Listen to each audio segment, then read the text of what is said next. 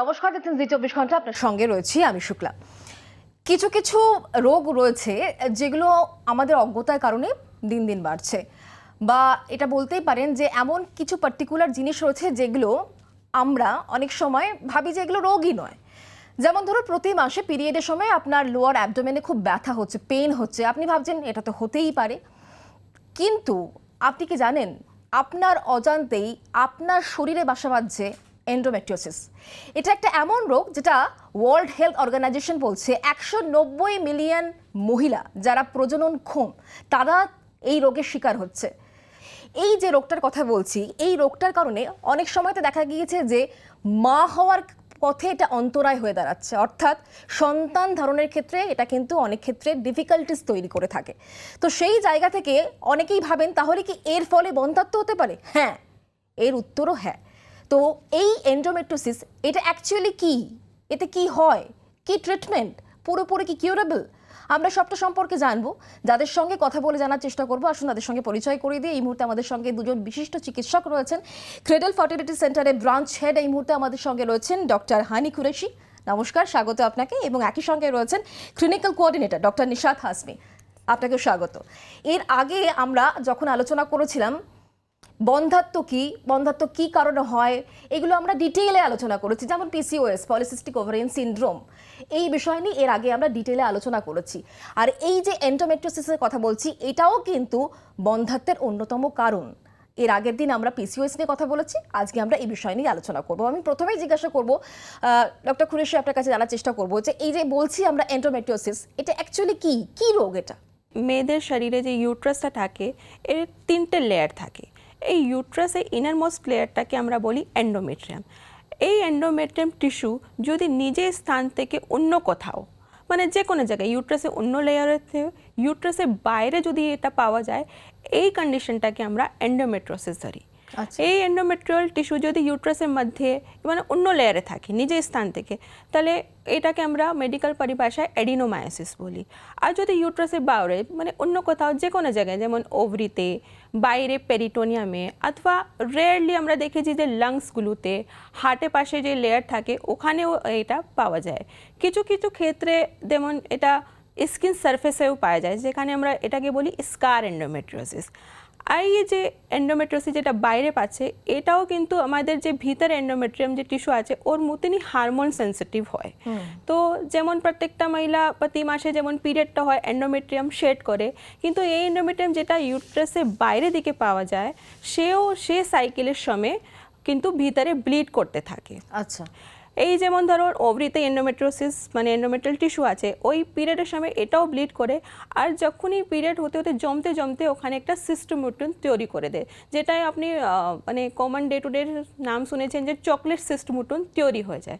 তো এই সরল ভাষায় বুঝিয়ে দিলাম যে এন্ডোমেট্রিয়াল টিস্যু ইউট্রাসে ইনার লেয়ারটা ছাড়া যদি অন্য কোথায় পাওয়া যায়, এই কন্ডিশনটাকে আমরা বলি এন্ডোমেট্রিওসিস। ওকে ডক্টর হাসমি, আপনার কাছ থেকে জানার চেষ্টা করবো এন্ডোমেট্রিওসিস কি সেটা তো বুঝলাম, কিন্তু কেন হয় এটা?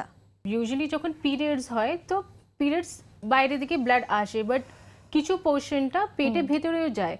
তো ওটা গিয়ে আমার বডি মতলব টোটাল ফিমেল বডিতে কিছু সেলস থাকে, তাকে ম্যাক্রোফেজেস বলা হয় বা কিলার সেলস বলা হয়। এই সেলসগুলোতে কাজ হয় এই ব্লাডকে ঝাড়ু মতো কাজ করে, এটা ওকে খেয়ে ফেলে। তো বাট কিছু পেশেন্টের আমরা দেখেছি কি এই সেলসগুলো ভালো করে কাজ করে না, তো এই ব্লাড ডিপোজিট হয়ে এরকমই সিস্টেম মতো তৈরি হয়। যদি ওভারি মতো চলে যাচ্ছে তো ওখানে চকলেট সিস্ট মতো তৈরি হয়। পিওডিতে যদি থাকে তো ওখানে এন্ডোমেট্রিওটিক স্পট মতো দেখা যায়, বা যেরকম পেরিটোনিয়ামে চলে যায় তো ওখানে পেরিটোনিয়াম এন্ডোমেট্রিওসিস, বা যদি কোনো প্রিভিয়াস স্কার মতো চলে যায় তো স্কার এন্ডোমেট্রিওসিস মতো তৈরি হয়ে যায়। আচ্ছা, তো এই ব্লাডগুলো যদি থেকে যায় ওটা ইনফ্লামেশন হয়ে এরকম সিস্ট মতো তৈরি হয়ে যায়। কিন্তু এই যে সবার তো এরকমটা হচ্ছে না, কারো ক্ষেত্রে হচ্ছে। এই সেলসগুলো ফাংশন ঠিকঠাক করে না, ওর এরকম হয়। আচ্ছা ডক্টর কুরেশি, এটা জানবো তাহলে, এটা বোঝার কোনো উপায় রয়েছে মানে কার হবে বা কার হবে না? সিমটমস কি, মানে শুধুমাত্র পিরিয়ডের সময় পেটে ব্যথা এটাই কি একমাত্র সিমটম? না, পিরিয়ডের সময় ব্যথা করলে এটা হচ্ছে ইম্পর্টেন্ট সিমটম হচ্ছে যে Okay. বেশিরভাগ পেশেন্টে পিরিয়ডের সময় ব্যথা নিয়ে আমাদের কাছে আসে, কিন্তু পিরিয়ডের সময় ব্যথা ছাড়াও অনেক রকম সিমটমস এই এন্ডোমেট্রিওসিস প্রেজেন্ট করে। যেমন এই পিরিয়ডের সময় যে ব্যথাটা যেটা আমি বলছি, এটা আমাদের মেডিকেল পরিভাষায় প্রোগ্রেসিভ ডিসমেনোরিয়া আমি বলি। তো পিরিয়ডের সময় ব্যথাটা কি হয় যে যেমন সময় বাড়ছে ব্যথাটা মানে বাড়তে থাকে, ব্যথাটার পরিমাণটা বাড়তে থাকে। যেমন একটা মেয়ে আমাদের কাছে হাজির হলো যে পিরিয়ডের সময় খুব ব্যথা, আগে তো হতো কিন্তু পরিমাণটা কম হতো। এই যে সময়টা যাচ্ছে এটা ব্যথাটা বাড়তে শুরু করে দিয়েছে। এমন পরিস্থিতি চলে আসে যে মেয়েটা মানে নিজের কাজকর্ম, নিজের স্কুলটা অফ হচ্ছে, নিজের ওয়ার্ক প্লেসে যেতে পারে, দ্য কোয়ালিটি অফ লাইফ উইমেনের কোয়ালিটি অফ ডিক্রিজ হতে শুরু করে দেয়, এমন একটা স্টেজে এটা চলে আসে। আচ্ছা। একটা হচ্ছে যে পিরিয়ডের সময় ব্যথা করে, আর যারা ম্যারিড উমেন্স আছে ওদের রিলেশন বানাতে, হাজব্যান্ডের সাথে রিলেশন বানাতেও খুব সময় ব্যথা করে। আর ব্যথা ছাড়া এই এন্ডোমেট্রিওসিস হচ্ছে ইনফার্টিলিটি অথবা বন্ধ্যত্বতা নিয়ে দায়ী হয় অনেক সময় অনেক পেশেন্টের ক্ষেত্রে। আচ্ছা। ঠিক আছে, তাছাড়াও কিছু কিছু পেশেন্টে দেখলি যে ডিসমেনোরিয়া ছাড়া মানে পিরিয়ডের সময় ব্যথা ছাড়াও পিরিয়ড ছাড়াও ব্যথা হতে থাকে যখন খুবই অ্যাডভান্স স্টেজে পৌঁছে যায়। ডক্টর কুরেশি, তাহলে এটা জানার চেষ্টা করবো, যেটা বলছেন আপনি ব্যথা, তো এই ব্যথাটা পেট থেকে অন্য জায়গায় তো তাহলে কি ছড়িয়ে পড়ছে? হ্যাঁ নিশ্চয়ই এটা হয়। যেমন আমি প্রথমে বলেছিলাম একটা জিনিস স্কার এন্ডোমেট্রিওসিস, যেখানে পেশেন্টের আগে কোনো সার্জারি হয়েছে, ওখানে যদি এন্ডোমেট্রিয়াল টিস্যু ইমপ্লান্ট করে যায়, পিরিয়ডস হলে ওই স্কার টিস্যুতেও ব্যথা শুরু করে দেয়। অনেক সময় কিছু কিছু পেশেন্ট আমি এরকম পেয়েছি অ্যাডভান্স ডিজিজে যাদের ডিফিকেশন করতে গেলে, স্টুল পাস করতে গেলে অথবা মিচুরেশন করতে গেলে তখনও কিছু কিছু পেশেন্টে এটা খুবই রেয়ারলি কিন্তু দেখা যায়। বেশিরভাগ পেশেন্ট আমাদের প্রেজেন্ট করে যে পিরিয়ড টাইমে ব্যথা নিয়ে, অথবা রিলেশন করতে গেলে ব্যথা নিয়ে, অথবা যেটা আমি বললাম ইনফার্টিলিটি নিয়ে, বন্ধ্যত্বতা নিয়ে। আচ্ছা, এর কি কোনো টাইপস আছে ডক্টর হাসমি, মানে কোনো টাইপস রয়েছে? যেমন উনি বলছেন যে মানে একদম যখন অ্যাডভান্স স্টেজ ওয়াইজ কোনো রকম টাইপস রয়েছে, ভাগ রয়েছে? এটা হয় মানে স্টেজ ওয়াইজ হয়, বাট এর স্টেজেস 4 রকমের হয়। একটা হয় minimal, mild, moderate and severe. এই 3 জিনিসের গ্রেডিং আমরা করি, লেকিন এটা কোনো ক্লিনিক্যাল সিমটমস দিয়ে দেখে বোঝা যায় না কি পেশেন্ট কোন স্টেজে আছে। তো এটার স্টেজিং করার জন্য আমরা মতলব ডক্টরকে একটা সার্জারি করতে হয়, ওটাকে আমরা বলি ল্যাপ্রোস্কোপি। আচ্ছা ডক্টর কুরেশি, এটা জানার চেষ্টা করবো, যেটা আমরা শুরুতেই বলছিলেন, যে আপনিও যেটা বলছিলেন যে অনেক ক্ষেত্রে এটাতে দেখা যায় যে এটা যদি প্রপার ট্রিটমেন্ট না হয়, কেউ যদি অবহেলা করেন, এড়িয়ে যান, তাহলে মা হওয়ার ক্ষেত্রে এটা একটা অন্তরায়। তো সেক্ষেত্রে মানে কি করে বুঝবেন যে আমার এখন চিকিৎসকের কাছে যাওয়া উচিত? যদি আপনার পিরিয়ড সময়ে পেন হচ্ছে, পেনের জন্য আপনাকে ওয়ার্ক প্লেসটাকে মানে বাড়িতে দাঁড়াতে হচ্ছে, আর আপনার কোয়ালিটি অফ লাইফটা হ্যাম্পার করে যাচ্ছে, তাদের অবশ্যই পরামর্শ দেবো যে আপনারই ডক্টরের কাছে যান। সেকেন্ড থিং হচ্ছে যে বাচ্চা কাচ্চা আসতে যদি প্রবলেম হচ্ছে, যেটা আমরা প্রথমেই শুরুতেই আমরা আলোচনা করেছিলাম যে 1 বছর পরে যদি বাচ্চা না আসছে, তাদের অবশ্যই ডক্টরের কাছে আসতে হবে কারণটা খোঁজার জন্য। আর endometriosis is one of the important factor for infertility.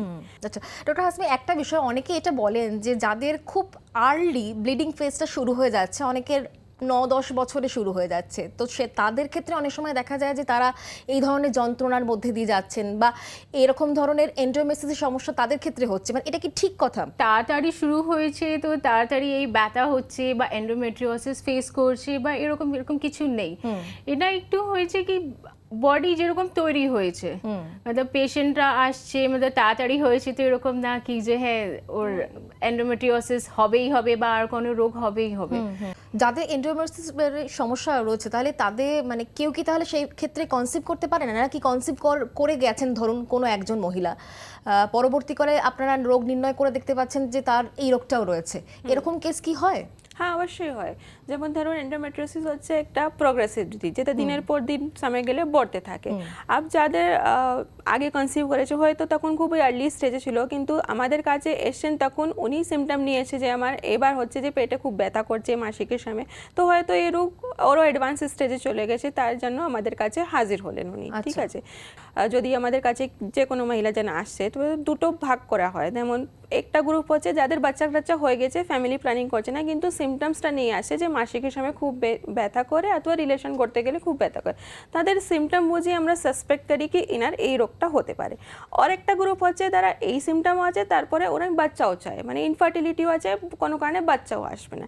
এবার দুটো ভাগ হয়ে গেল, যারা অলরেডি বাচ্চা আছে কিন্তু বাচ্চা চায় না, কিন্তু ডিসমেনোরিয়া নিয়ে অথবা মেনস্ট্রুয়াল পেন নিয়ে আসে। তো প্রথমে প্রথমেই আমরা ডায়াগনোসিস করতে গেলে প্রথমেই একটা ট্রান্সভেজাইনাল সোনোগ্রাফি করি পিরিয়ড চলাকালীন, আর কিছু ব্লাড টেস্টও করি। আচ্ছা। ঠিক আছে, প্রথম গ্রুপটা আমি যেমন ডিভাইড করলাম যে বাচ্চা হয়ে গেছে, বাচ্চা চাইছে না কিন্তু ওই মেনস্ট্রুয়াল প্রবলেমে নিয়ে আসে, তাদের সোনোগ্রাফি করে আমরা দেখছি যদি কোনো অবভিয়াস কোনো সিস্ট থাকে যেমন চক্রিস, তাহলে তো ধরাই গেল যে ওনার এন্ডোমেট্রিয়াস আছে। এটা খুব অবভিয়াসলি ট্রান্সভেজাইনাল সোনোগ্রাফি করে কিন্তু বোঝা যায়। ঠিক আছে, সাথে সাথে যেটা ব্লাড টেস্টের কথা বলছিলাম, একটা হারমোন আছে যেটাকে আমরা বলি CA-125।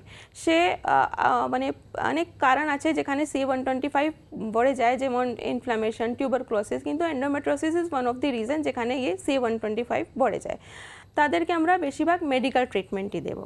আর একটা গ্রুপ যেটা রইলো যাদের বাচ্চাও হয়নি আর এই সমস্যাটাও আছে, তাদেরকে কিন্তু আমরা প্রথমেই সাজেস্ট করব অন্য কারণটিকে ল্যাপ্রোস্কোপি করে এই জিনিসটাকে ছড়ানোর জন্য। ঠিক আছে, আর ল্যাপ্রোস্কোপি করে কিছু মাসে ওনাকে ওষুধ দিতে থাকবো।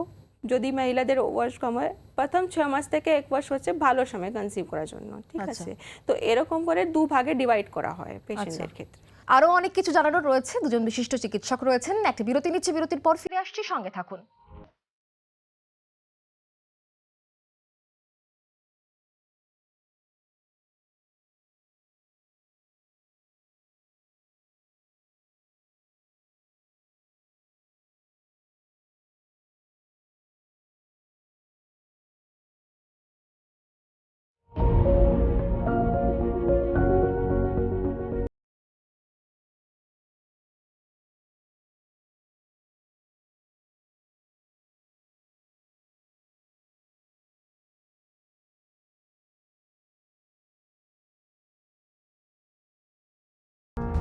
যেটা প্রশ্ন আমি ডক্টর হাশমি আপনার কাছ থেকে করার চেষ্টা করব, সেটা হচ্ছে গিয়ে যে এই রোগটা কি অ্যাকচুয়ালি পুরোপুরি সারিয়ে ওঠা সম্ভব? মানে পুরোপুরি ট্রিটমেন্টের মাধ্যমে যদি আর্লি ডায়াগনোজ হয়, তাহলে কি পুরোপুরি সেরে যাওয়া সম্ভব কি? এর উত্তর আমি না বলবো, কেন endometriosis is not curable totally. পেশেন্টরা আসে, তো পার্ট বাই পার্ট পেশেন্ট আসে। যদি পেশেন্টরা আসে আনম্যারিড আছে, পেন নিয়ে আসে, day to day life hamper হচ্ছে, তখন আমরা ইভ্যালুয়েট করি পেশেন্টকে কি কী রকমে কী হচ্ছে, কেন ব্যথা হচ্ছে। যদি এন্ডোমেট্রিওসিস ধরা পড়ে কি হ্যাঁ এন্ডোমেট্রিওসিসের জন্য হচ্ছি, তো আমরা প্রথমে সাইজটা দেখি কি সাইজের এন্ডোমেট্রিওসিস আছে। যদি কম সাইজে <3 বা এরকম আছে, তখন আমরা একটু মেডিকেল ট্রিটমেন্ট দিতে পারি। সিমটম সাবসাইড করার জন্য এরকম ওষুধ ইনজেকশন হয়, ওটা দেওয়া হয়। ব্যথার ওপরে কি অনেক কিছু নির্ভর করছে, কার কতটা ব্যথা হচ্ছে? না, টোটাল ব্যথা উপর ডিপেন্ড করে না। মানে ব্যথা আমার মানে হচ্ছে কি কিছু পেশেন্টে একটু ব্যথা হয়ে ঠিক আছে, একটু কমে যায় ওষুধপত্র খেয়ে, এটা যেরকম আমি বললাম মেডিকেল ট্রিটমেন্ট আমরা দিই। বাট কিছু পেশেন্টের হয় কি মেডিকেল ট্রিটমেন্ট দেওয়ার পরও ব্যথাটা কমছে না, একদম অসুস্থ মতো হয়ে গেছে, বাড়িতে রয়ে গেছে, কিছু day to day life work করতে পারছে না, এরকমের পেশেন্টকে আমরা বলি কি এটা ওষুধপত্র দিয়ে কাজ হবে না। তখন ultimately this patient lands up in operation, cystectomy করা হয়, সিস্টকে along with সিস্ট ওয়ালকে বার করা হয়। তারপরে যদি ছোট ছোট এন্ডোমেট্রিক স্পট যেরকম আমি বললাম হতে পারে, তো ওখানে আমরা একটু কটরি দিয়ে ফালগারেশন করে দেওয়া হয়, তো তাতে এটা আবার রিকার না করে বা অ্যাডহেশন তৈরি না করে। আচ্ছা, তো এটা হলো আনম্যারিড বা সাইজের উপর ডিপেন্ড করে। যদি পেশেন্টরা আসছে বলছে আমাকে বাচ্চা চাই, আমরা বাচ্চার জন্য এসছি বা এরকম জন্য পেশেন্টরা আসে, তো আমরা একটু দেখি কি কী রকমের সিস্ট আছে, বা ওটা যদি অপারেশন করে দিয়ে ওটা সিস্টটাকে বাদ করে দেওয়া হলে ওটা ভালো হয়। কেন এই সিস্টের টেন্ডেন্সি কি হয় কি এটা গ্র্যাজুয়ালি গ্রো করে। যদি এটা ওভারি উপরে আছে, তো এটা কি করবে, ওভারি নর্মাল সেলস হয় যেখানে উসাইড বা ডিম তৈরি ক্ষমতা যার সেলে হয় ওটাকেও খেয়ে ফেলে। তো আলটিমেটলি কি হয়, সিস্টের সাইজ এত বড় হয়ে যায় কি ডক্টরকে বাধ্য হয়ে ওই পুরো ওভারি তাকে বাদ দেওয়া হয়। আচ্ছা, তো আলটিমেটলি পেশেন্টরা ল্যান্ড আপ করে যায় কি একটা পুরো ওভারি বাদ দেওয়া হয়েছে, একটাই ওভারি আছে, ইনফার্টিলিটি আর ইনক্রিজ হয় এইসব জিনিসে। তো আমরা কি করি কি যদি সাইজ এরকম কিছু হলে আমরা সিস্টকে বাদ দিয়ে দিই, তারপরে আমরা পেশেন্টকে এক্সপ্লেন করি কি তোমার এরকম সমস্যা হয়েছে, সিস্ট তৈরি হয়েছে, তো তোমরা যত তাড়াতাড়ি হয় বাচ্চাকে নিয়ে নাও। কেন আফটার সার্জারি 3 to 6 months ভালো সময় হয়। আমরা এই জিনিসটাকে গোল্ডেন টাইম বলে, আফটার ওটি 6 মান্থ যে হয় এটা খুব ভালো টাইম কনসিভ করার জন্য। তো এখানে আমরা কি করি কিছু ওষুধপত্র দিয়ে পেশেন্টকে দিয়ে বলি কি ট্রাই করো, বা ওষুধপত্র দিয়ে ডাকি, আমরা মনিটরড ওয়েতে ট্রিটমেন্ট করি, বা কিছু ওষুধের সঙ্গে আমরা IUI বা এরকম কিছু ট্রিটমেন্ট প্রসিজার হয় যে এরকমই পেশেন্টকে হেল্প করে। আচ্ছা। তো এইসব ট্রিটমেন্ট দেওয়া হয়। বাট যদি আমরা দেখি কি 6 মান্থস হয়ে গেছে বা 1 বছর টানাটানি হয়ে গেছে, পেশেন্ট কনসিভ করছে না, তখন আলটিমেটলি আমরা বলি কি ওনার একটা এআরটি বা যে এরকম টেস্ট টিউব বেবি এইসব চিকিৎসা লাগে। আচ্ছা, ডক্টর কুরেশি, অনেকের ক্ষেত্রে এরকমও কেস রয়েছে, শোনা যায় যে যাদের এই ধরনের সমস্যা রয়েছে বাচ্চা হওয়ার পর এই রোগটাও আস্তে আস্তে উধাও হয়ে যায়, এটা কি ঠিক? প্রেগনেন্সিতে আসলে কি হয়, প্রেগনেন্সিতে মাসিক বন্ধ হয়ে যায়। এই যে আমরা মেডিকেল ট্রিটমেন্টে নিয়ে আলোচনা করছিলাম, মেডিকেল ট্রিটমেন্টে অনেক রকম পিলস থাকে, ইনজেকশন থাকে, এন্ডোমেট্রিয়াসে দেওয়া। Basically idea behind this medical treatment is what, যে এরা কি করে যে মেনস্ট্রুয়েশনটাকে স্টপ করে দেয়। এবার কি হয় যে মেনস্ট্রুয়েশনটা স্টপ হয়ে গেলে এই যে বাইরে এন্ডোমেট্রিয়াল টিস্যুটা ওটা শুকিয়ে পড়ে। তাহলে কি হবে, এগুলো তো শুকিয়ে পড়েছে, তাহলে ডিজিজ সিভিয়ারিটি মানে এই ক্ষমতা কমে যায়, পেন আস্তে আস্তে রিডিউস হতে চলে। কিন্তু এন্ডোমেট্রিয়াসের রিকারেন্স রেটটাও হাই থাকে, সময় গেলে এবার কি হয় এই এন্ডোমেট্রিয়াস টিস্যু আবার উঠতে শুরু করে দেয়। আচ্ছা, মানে এটা সাময়িকভাবে বন্ধ হচ্ছে। আপনারা হ্যাঁ। যখন ট্রিটমেন্ট করছেন, ধরুন কোনো একদম 14-15 বছরের কোনো মেয়ে যদি আসে, তাদের ক্ষেত্রে কি আপনারা প্রথমে ওষুধ মানে কন্ট্রাসেপটিভ পিল দিয়ে ব্যাপারটাকে শুরু করেন? তাদের ক্ষেত্রে অবশ্যই আমরা এটাই কাউন্সিলিং করবো যে ওনার এই রোগটা আছে আর কিছুদিনের জন্য ওনাকে প্রথমে শুরু করা হবে মেডিকেল থেরাপি। আর মেডিকেল ট্রিটমেন্টের উদ্দেশ্যটাই হচ্ছে কি এই ডিজিজটাকে আমরা ওর প্রোগ্রেস করতে দেব না, পিরিয়ডসটাকে স্টপ করে।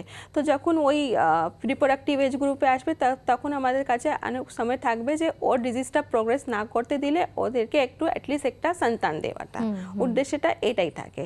তার সত্ত্বেও যদি সিস্টু দেওয়া অনেক মানে অ্যাডভান্স স্টেজেই নিয়ে চলে এসছেন, যেমন সিস্টটা আমরা দেখি যে 3 সেন্টিমিটার, তখন ওদেরকে ল্যাপ্রোস্কোপি করে তারপরে এই মেডিকেল সেপারেশনটা দিয়ে রাখি যতক্ষণ ওর একটা সন্তান না হয়ে যায়।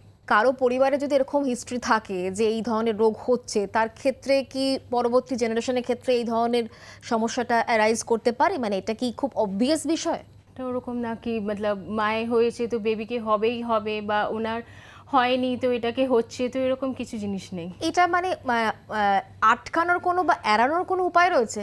না, এরকম কিছু জিনিস নেই কি এটা এড়ানোর মতো কোনো ওষুধ আগে থেকে পেশেন্ট খাচ্ছে বা এরকম কিছু নেই। হ্যাঁ। এটা বডির উপরে টোটালি ডিপেন্ড করে। যদি পেশেন্টরা এরকম সিমটম নিয়ে আসে তখন আমরা ইভ্যালুয়েট করি, তখন ধরা পড়ে কি আচ্ছা পেশেন্ট এন্ডোমেট্রিওসিসের জন্য সাফার করছে। খাবার দাবারের সঙ্গে এই রোগের কোনো রকম কি সম্পর্ক রয়েছে? না, খাওয়া-দাওয়ার সঙ্গে একদমই এরকম রোগের নেই না। সম্পর্ক নেই। চিকিৎসকেরা বলেন যে আপনি যত বেশি অ্যাক্টিভ থাকবেন আপনার থেকে রোগ অত বেশি দূরে থাকবে। তো সেক্ষেত্রে ডক্টর কুরেশি একটু জানার চেষ্টা করবে, এক্ষেত্রে একটি বাচ্চা মেয়ে যত বেশি ফিজিক্যাল অ্যাক্টিভিটি করবে তত বেশি কি এই ধরনের সমস্যাগুলো থেকে দূরে থাকতে পারবে, এরকম কোনো কি বিষয় রয়েছে? Endometriosis actually it is not a lifestyle disease কি আপনি যত বেশি অ্যাক্টিভিটি করবেন, যত বেশি ডায়েটটা মনিটর করবে তাদের এই রোগটা, এটা বেসিক্যালি একটা জেনেটিক প্রিডিসপোজিশন থাকে। এটা বডির ইমিউন রেগুলেশনের উপর ডিপেন্ড করে, যে বডির ইমিউনিটিটাই তাদের মধ্যে একটু ডিসরেগুলেশন থাকে, তো ওই মেনস্ট্রুয়াল ব্লাডটাকে ওরা ক্লিয়ার করতে পারে না। ঠিক আছে, যারা খুব তাড়াতাড়ি, যাদের মধ্যে এই রোগটা তারা খুব মানে তাড়াতাড়ি চিকিৎসকের কাছে আসছেন, রোগ নির্ণয় হয়ে যাচ্ছে, তাদের ক্ষেত্রে তাহলে কি যে পদ্ধতিতে আপনারা তারা চিকিৎসা করাচ্ছেন তো সেটা কি লাইফ লং চলবে?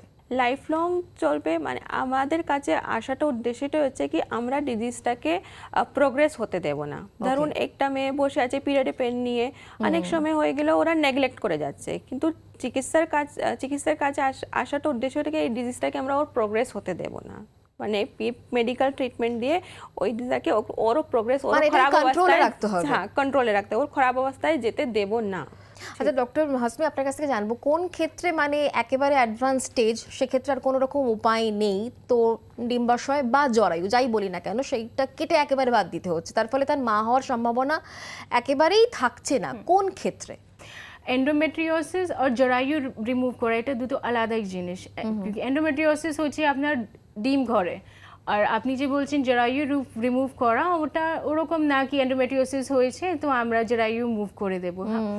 এটা তখন করি আমরা যখন কি হয় স্টেজিং করা হয়, ফার্স্ট, সেকেন্ড, থার্ড, ফোর্থ। যদি লাস্ট স্টেজে পেশেন্ট আছে, মোর দেন 40 ইয়ার্স আছে, ওষুধপত্র কাজ করছে না, অনেক রকমের ট্রিটমেন্ট দেওয়া হয়েছে, আর যার ফ্যামিলি কমপ্লিট হয়ে গেছে, তো ওই দিকে ওই এরকমই পেশেন্টরে আমরা বলি কি আপনার অ্যাকচুয়ালি কি হয়, এন্ডোমেট্রিওসিসের রিকারেন্স রেট অনেক হয়। আপনারা চিকিৎসা আমরা করি, ওষুধপত্র দিচ্ছি, সিমটমস কমে, লেকিন এটা পুরোপুরি সারে না। আচ্ছা। যদি আমরা অপারেশন করি সিস্টটাকে রিমুভ করে দিচ্ছি, কিছু মাস বা কিছু বছর পেশেন্টরা ফিট থাকবে, লেকিন আবার এই টেন্ডেন্সি খুব বেশি থাকে, 15 to 20% থেকে বেশি থাকে, এটা আবার রিকার করা যায়।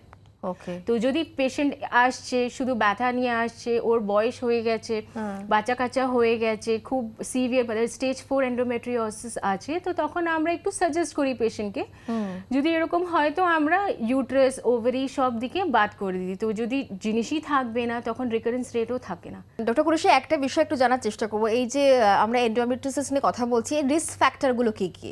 এর রিস্ক ফ্যাক্টর হচ্ছে আর্লি মেনার্কি, পিরিয়ড তাড়াতাড়ি শুরু হওয়াটা, লেট মেনোপজ হচ্ছে, ঠিক আছে, এই সব নিয়ে রিস্ক আছে। আর জেনেটিক পজিশন আছে, ইমিউন রেগুলেশনে কোনো শরীরে প্রবলেম আছে, এই হচ্ছে রিস্ক ফ্যাক্টরটা হচ্ছে। Pregnancy is a preventive thing for it.